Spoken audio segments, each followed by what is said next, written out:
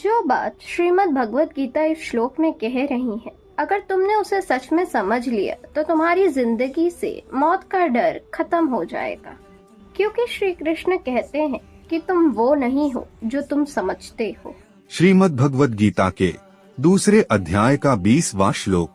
न जायते म्रियते वा कदाचिन्नाय भूत्वा भविता वा न भूयः अजो नित्यः शाश्वतोऽयं पुराणो हन्यते हन्यमाने शरीरे। न जायते म्रियते वा कदाचिन्नाय।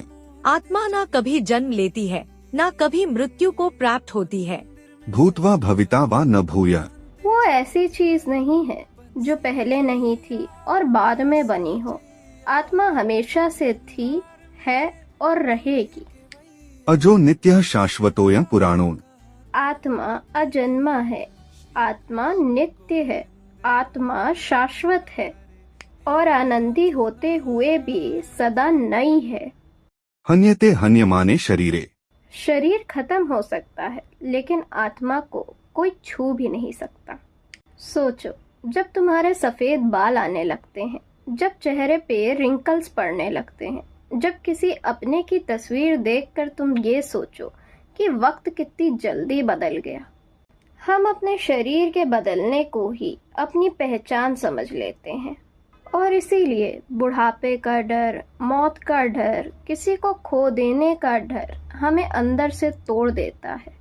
लेकिन श्री कृष्ण याद दिलाते हैं कि जो बदल रहा है वो तुम नहीं हो। बचपन बदला, जवानी बदली, सोच बदली, शरीर भी बदलेगा, पर वो मैं जो हर स्टेज पे था, वो आत्मा कभी नहीं बदली।